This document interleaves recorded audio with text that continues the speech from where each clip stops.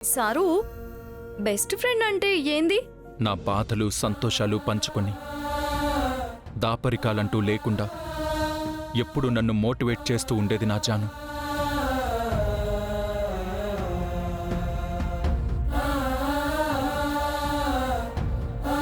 మరిగా జాను ఎప్పటి నుంచి కనపడట్లే మీకు?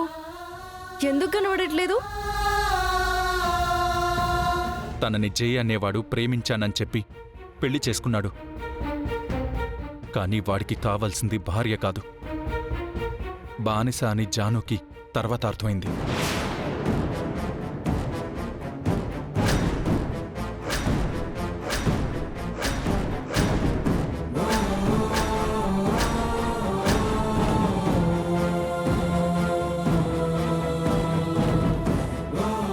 ఏం చేయాలో ఎవరికి చెప్పుకోవాలో తెలియని ఫ్రస్ట్రేషన్లో నేనే వాణ్ణి ఎలాగైనా వదిలించుకోమని సలహా ఇచ్చాను. ఆ నరకం నుంచి నరకాసురుడి గురించి చెప్పి తనను దూరంగా వెళ్ళిపోమని నేనే ఫోర్స్ చేశాను. ఏనాడైతే నీ మెళ్ళో తాళి కట్టి భర్తగా నీ జీవితంలోకి ఎంటర్ అయ్యాడో ఆ తాళిని తీసి వాడి మొహాన కొట్టి ఆ ఇల్లు అనే చెరసాల్లో నుంచి బయటపడు.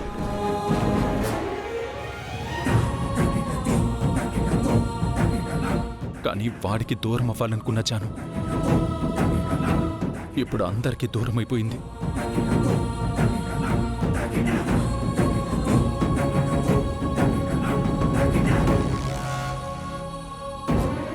అది నా వల్లే జరుగుంటుందన్న గిల్టీ ఫీలింగ్ నేను భరించలేకపోతున్నాను, అసలు తీసుకోలేకపోతున్నాను.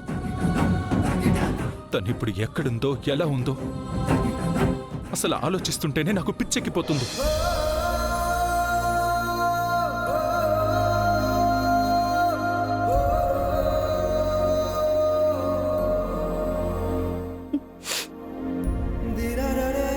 బాధపడకండి విశ్వసారు.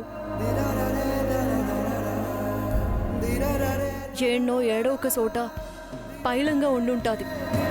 ఉండాలి, ఎక్కడున్నా తను క్షేమంగా ఉండాలి.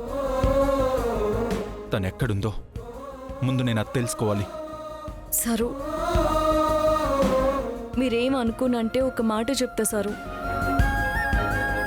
మీరు ఎట్లా అయితే మీ దోస్తు ఏడున్నా మంచిగా ఉండాలనుకుంటుర్రో, మీ దోస్తు కూడా మీరు మంచిగా ఉండాలని కదా కోరుకుంటుంది. నేనిప్పుడు మంచిగానే ఉన్నానుగా, నాకేమైంది? మంచిగా ఏడున్నారు, ముఖం గింతంత చేసుకున్నారు. రేపు పెళ్ళయి మీ భార్య వచ్చినాక కూడా గిట్లే పొద్దంతా నారాజ్గా ఉంటే పాపం గది సంతోషంగా ఉంటుందా?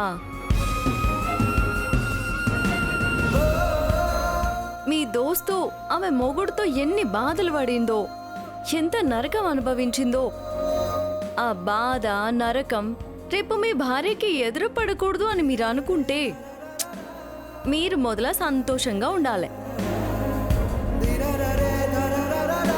పెండ్లి కూడా ధూమ్ధామ్గా సంబరంగా చేసుకోవాలి.